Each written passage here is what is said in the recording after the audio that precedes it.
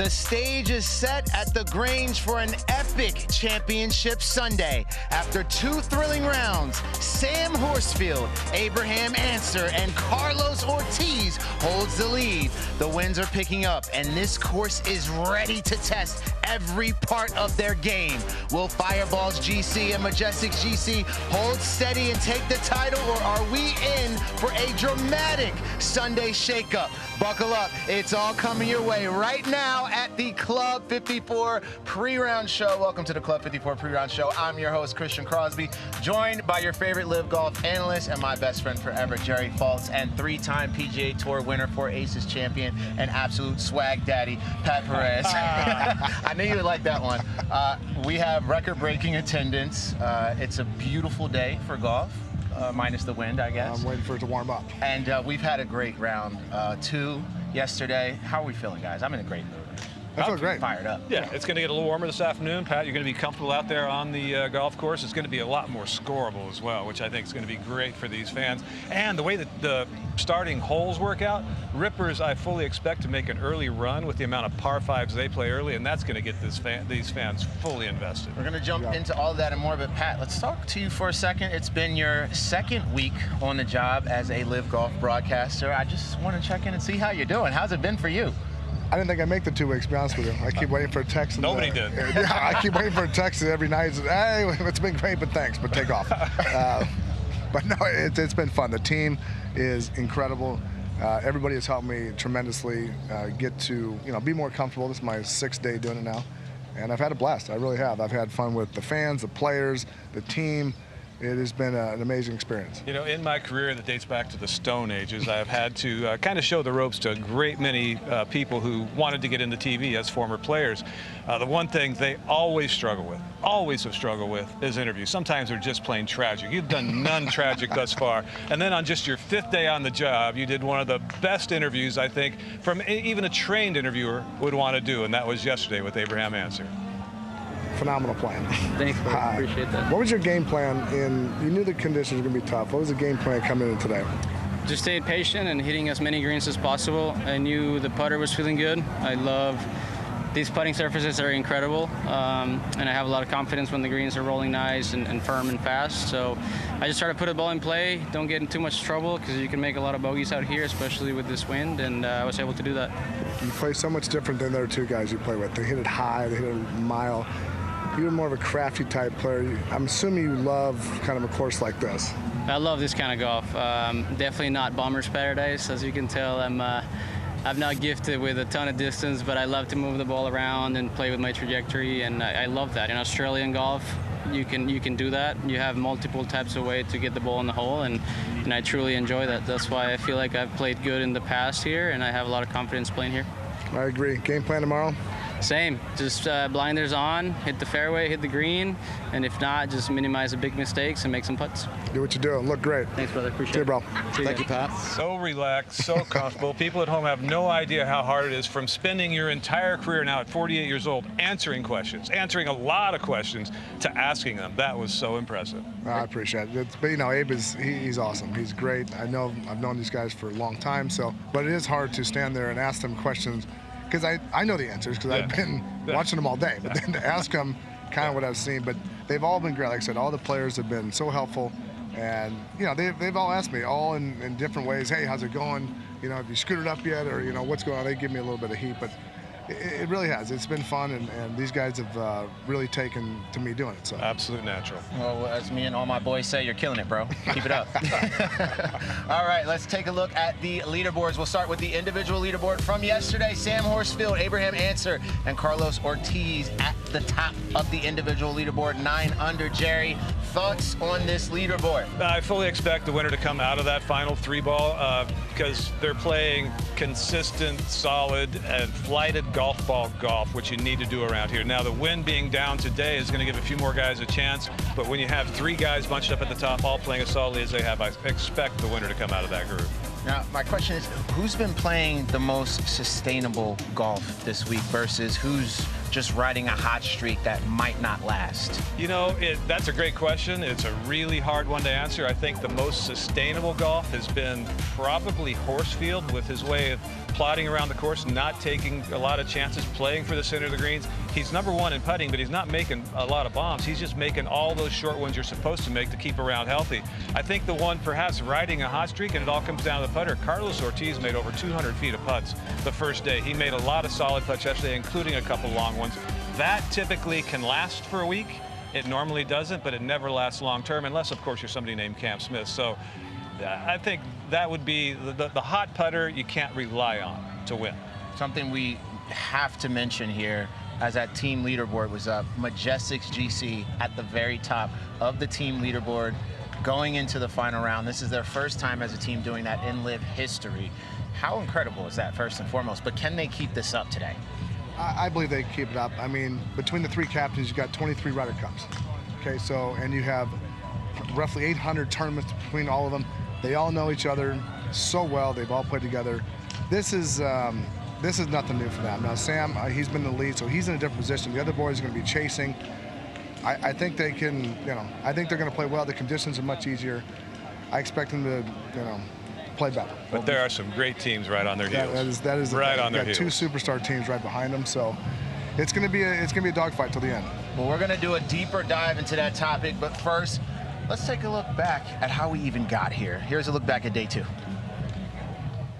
Well, the Majestics, who are 3/4 English, playing in Australia, that should be a motivating factor. They're going well today. Lee Westwood tearing up the Grange early on.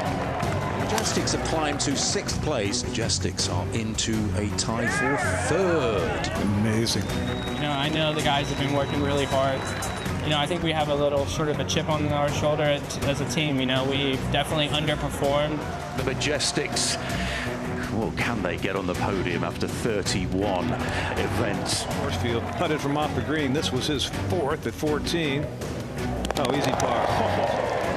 Stay calm, everybody. Stay calm. The Majestics are into a tie for 2nd. He said, do you have any pills for vertigo? Because we're so far up the leaderboard.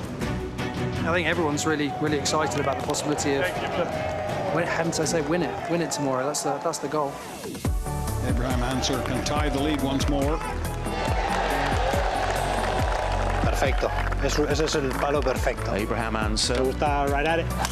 9 under Carlos Ortiz, likewise, and Sam Horsfield. I think today was, I would say, kind of hard, so you were just trying to play defensive.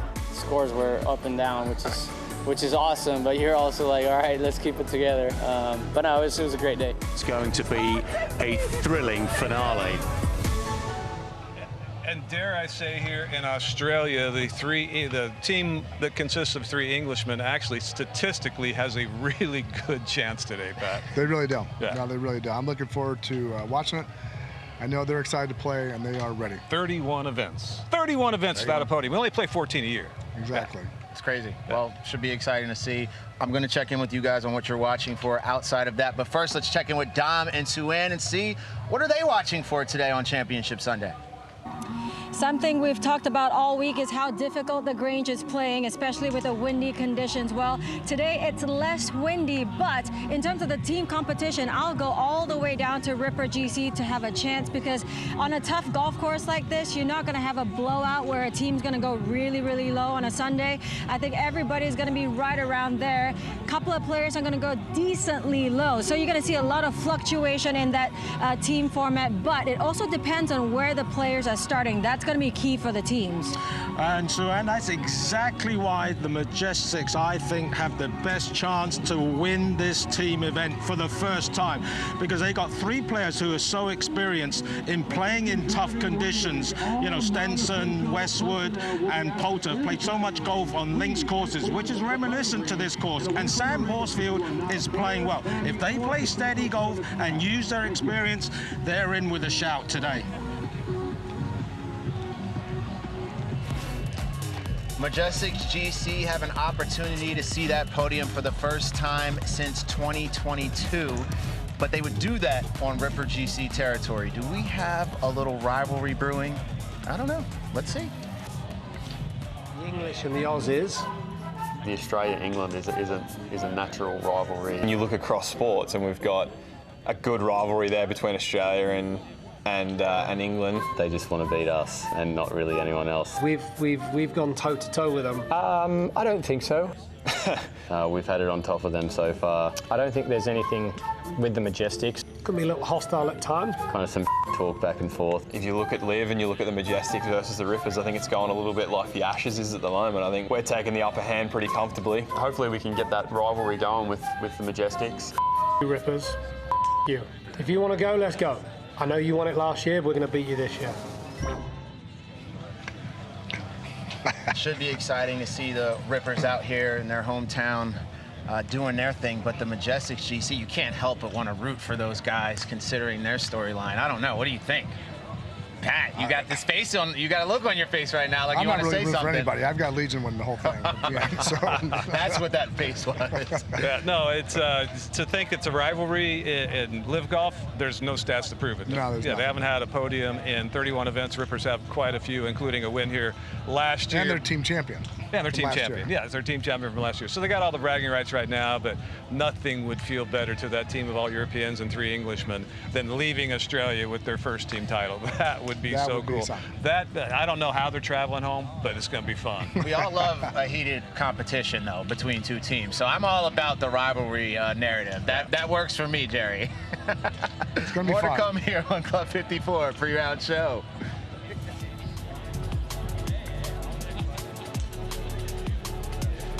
All right, let's talk about these individuals going for the fight, going for that championship win here in Adelaide. We got to start with Abe Answer, who you said just did such an impressive job, especially considering the conditions yesterday.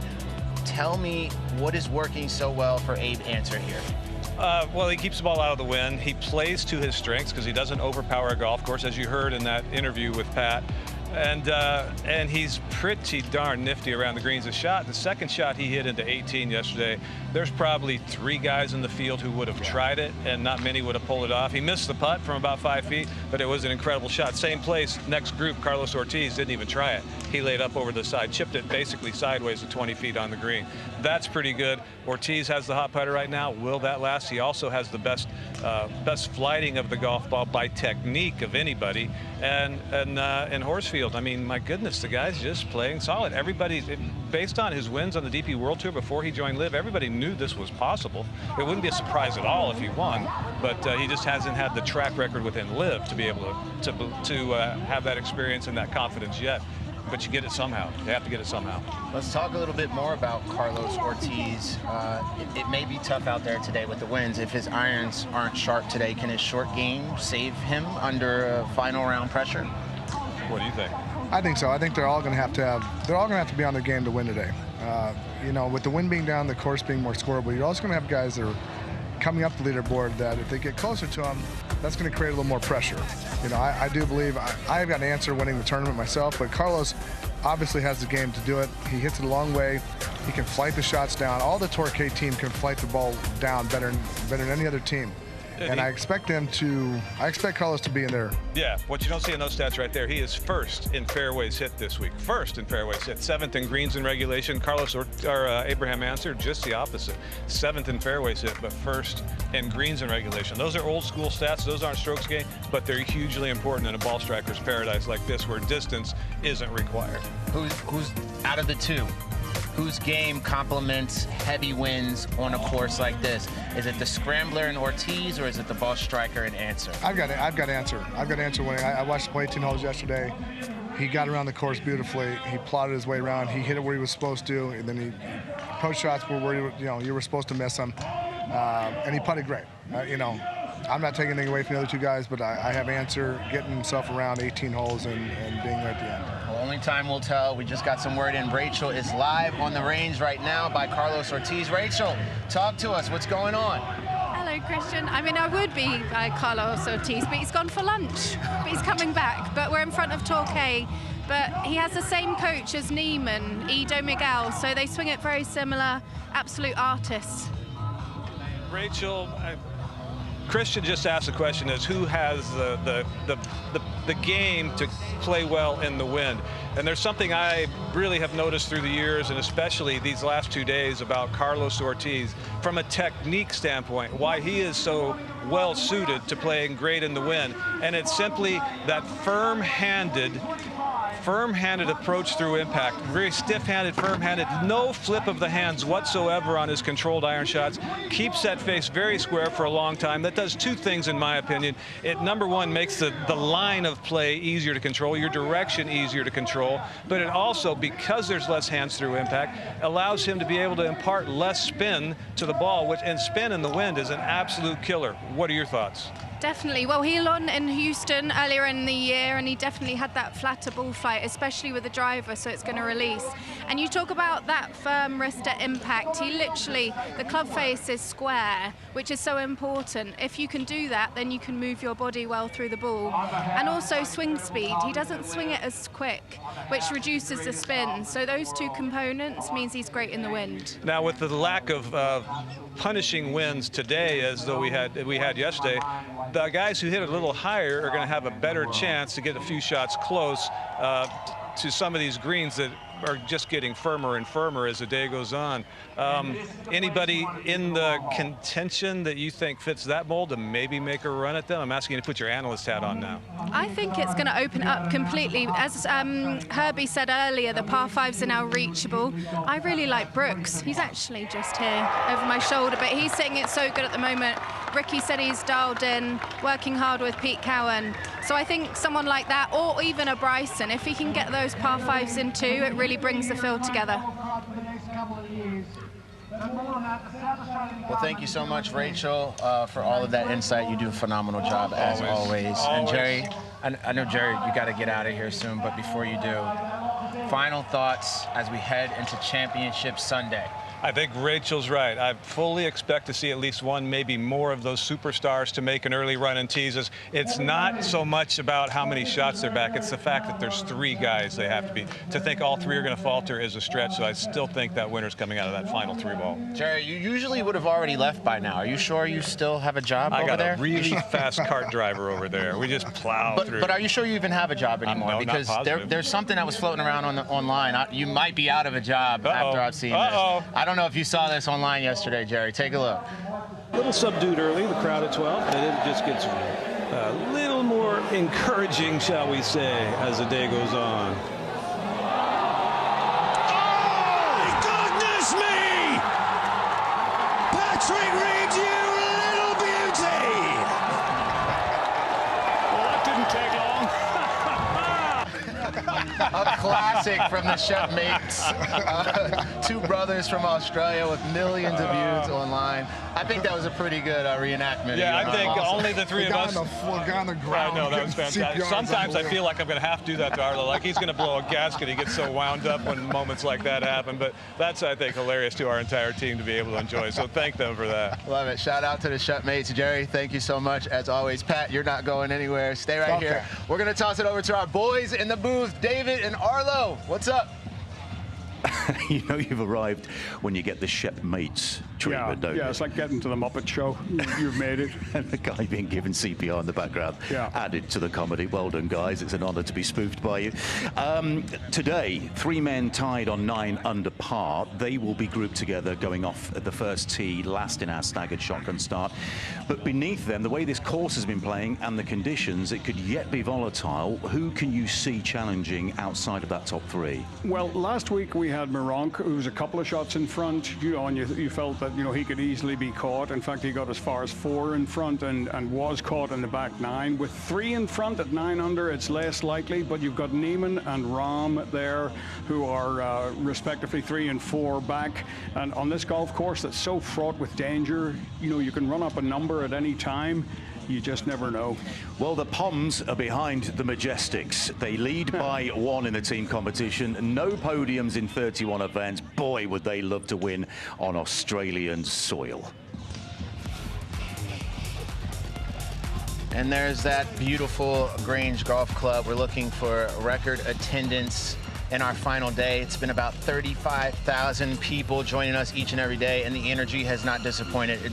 you got to come here if you've never been here before. It's unlike anything you will ever see. And you owe me a shoey, by the way, today. I've done a shoey. Well, you got to do one with me, too. When the Aces won, I've done a shoey. All right, there's one moment that everyone keeps talking about that happened this week, and that's that hole-in-one by your good friend Patrick Reed. Let's take a look back.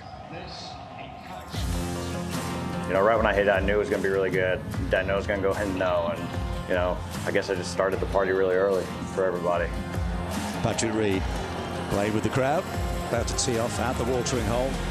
And you sit there, you go, all right, when we get the party hole and how crazy people are going already, you're sitting there going, all right, just try to make a quality golf swing. A little subdued early, the crowd at 12. Oh, my goodness me! Patrick Reed, you little beauty! We were looking like just across the stands and we could see the flying bottles, so the place was just wild. Well, that didn't take long. 2 holes into the tournament and you have a hole-in-one. With this win, I would have cared to say nobody was going to make it. An ace for the 4-ace! It was nuts. I've never seen him smile before, so that was good. Grayson says drinks. I don't know if I can afford your drinks. Yeah, I got you. I'll send it over to the room. Can you tell us about That's so funny. Okay, that's so funny. Harold says, I've never seen him smile before. It's almost true. When he's on grass, it doesn't smile very often. Again, I was so mad I missed that. It's such a great moment for Patrick. It was phenomenal. I can't imagine the conversations you guys have had about it. And there's a shark. The one and only Shark. Greg Norman doing what he does best, man of the people, showing love to the fans as we... How's that guy 70, by the way? It doesn't look like it. Look at him. Doesn't look like it. This guy's an absolute stud. Absolute stud. All right. It's time now to toss over to our Club 54 reporter, Annabelle Angel, and her new feature, 5 Under. It's the final round here in Adelaide, and we've got plenty to watch out for, so let's get into it. Could today be the day for the Majestics? They're in prime position for a podium finish, something they haven't done since Boston 2022. It's been a long way, but this could be their moment to shine. This course has been brutal. Round 2 played the second hardest of any round since the start of 2023, with an over par average score of 72.6. And with the wind still swirling, don't expect scoring to get any easier today. The players are in for a grind. Venga chicos, 5 of the top 8 players on the leaderboard are Spanish speaking. Could we be heading to a full-blown fiesta at the top of the leaderboard? It's looking likely. Statistically, Carlos Ortiz is the most likely winner today with a 30.2% probability of taking the title, but with tricky conditions, anything can happen. John Rahm's title probability might just be 6%, but could you ever count out the big Spaniard? I wouldn't. After electric performances from Dom Dollar and Jungle Giants, we're closing out an epic week with Aussie DJ Fisher taking the stage tonight. If you thought the energy was high on the course, just wait until the party starts. We started this week with Dom Dollar. From there, we had the Jungle Giants, and now we got to go out with a bang. We're bringing Fisher back. This is a video from last year. Who's that guy? I think I know that guy. Peter Malinauskas, man of the people, having some fun there with Fisher. I think we got him to take a shoey maybe on stage in front of everyone. The crowd loved it. But Fisher is going to be a whole lot of fun tonight. Are you going to join me at the Fisher? It depends. Okay. Maybe. Maybe. On what? A lot of people. We'll talk off camera. You're coming with me to the Fisher Cup. What else am I going to do? Exactly. All right, earlier today, Rachel had some fun on the range. Let's check out what happened. Final day here in Adelaide. It's got so much traffic going by. We're going to start with the Rippers. They're 9 back. It's been done before in the team, so we're not going to count them out. Let's get Lucas before he launches one. Lucas, hello. Hey, how are you? You are playing very well this week. Thank you. Talk to us about your game plan for the final round. We got a little different wind today, so hopefully that should free out the par 5s a little bit. It's felt like it's been all the par 5s are played about 1 kilometre long, so it might be nice to reach one of them in 2 today. So there's definitely some more scoring opportunities I think out there today. Hopefully the greens are as firm as they were yesterday afternoon, and it will, you know, help with you know, the creativity out there. So look, you're gonna have to stay somewhat patient. You know, I'm a long way back, so if I can try and get into like a podium finish, I'd be really happy with that. And you know, that's probably my goal for the day. But just stay as patient as I can, and just hit it to the spots I've already picked out throughout the week. And come on, Herbie, you got this. You got this. Dom, I want to speak with the coach quickly. No, you don't want to speak? Okay, well, I spoke with Dom yesterday. I'll speak for Dom. Go on, Pewee. Dom told me about how after they've played, it's all about recalibration. So they need to get back to their basics. We're going to charge down. Legion, as always, in firing zone. Let's speak with Hugo. Hello, Hugo. Hello, how you doing? The team, as always, are in the hunt. How's your boy feeling? He was a bit angry yesterday, so I don't want to talk to him. Only a little bit, it's okay, yeah. No, he's feeling fresh today, so hopefully a bigger one. Good one. And any talk from Ram, or does he just let you get on with it? He just lets everyone get on with it. They're obviously all 4 great players, so yeah, should just work together, do well. Go on, Hugo. Good man. I want to speak with, let's go with Casey. I love how he warms up. Here's Johnny, famous Johnny. Paul, as always, just so solid. What's the key to playing around here today? Obviously the breeze is a little bit different today. Yesterday it was really drying out and it was pretty tricky to judge the distances, but yeah, we did a decent job, quite happy. Today, let's go low, eh? 5 under. Go on, John. Casey always hits 50 balls in his warm-up. John lines them up. He's got the string line for his start line. Oh, hear the strike. Right, I want to go one more place. Majestics. Oh, camera. Could this be their day? Could it be the day? Let's run down. We want to get a captain. I think we get Westy. Westy, could this be the day? I don't know. Could it? Come on, give me something. I haven't got my crystal ball out yet, but obviously we're all playing well. We all played well yesterday, all under par, so fingers crossed. Any word on Henrik? He's in the hunt. Yeah, looks to be hitting it well. He always hits it well. Any tournaments? Well, any tournaments, just how many putts you hold at the end of the day. Everybody up and down the range hits it good, and you know, it's who makes the putts at the right time. Come on, I'll let him get on. It's going to be a big day today. Not as much wind. Let's see if we can get one more. Oh, wait there. Carlos Ortiz, caddy, Mikey. Mikey, is your boy set? He's all set. He's all set. That's all we need. That's enough from me. I've seen everyone. Different wind. Pay attention. It's going to be a great day. Final day here in Adelaide. It's always great watching Rachel. No one walks a range like Rachel Drummond walks a range. Very good. Yeah, she does a great job. All right, it's been quite a week, Pat. We've had some fun times here. It has been fun. It's been good. Not only this week, last week, but here are some moments from our crew. And there's Rachel doing what she does best. Oh wow, that's embarrassing. That is embarrassing. That is embarrassing. That's even worse. Hey, I thought, you know. And you got nobody to help you with that either. When in Rome, you know. You threw the hat and someone threw it back. That's a bad sign. There's Sue-Ann. These are just some behind the scenes. That was terrible. And we had no idea what clips they were going to put in there, but I'm trying to do 100 push-ups a day. I didn't know they looked that bad. You should have told me that. Do them somewhere else. All right, before we get out of here, give it to me straight, Pat. I want predictions for today. Individual winner, team winner, and why. I know you started this week saying Legion. You mentioned Abe answer today. Are you sticking with those answers? What do you got? Abraham answer wins today. The winds are down. I expect the Stars to climb the board. I think they're going to have to play really well. I think one of the leaders, or you know, like a Rom or Brooke, I think they have to shoot about 7 under, 6 under to be there. Legion is going to win the team. You know, but I actually expect the Majestics to podium. Wow, okay. I think it's going to be Legion, Fireballs, Majestics. Abe's got the title. I think it's going to be kind of a run towards the end. I think it's going to get a little bit clustered around 14, 15.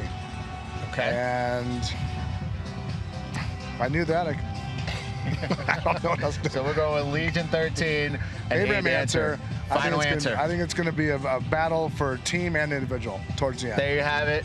You're going with Legion and Abe. Only time will tell. We are just moments away from our shotgun start to the main show. We want to thank you guys for tuning in with us here at the Club 54 pre-round show. We'll be back, though. That's the good news. We have the Club 54 post-round show following our championship podium moment that will happen following this round. Thank you guys for watching. On 3, you got me, Pat. 1, 2, 3. Peace.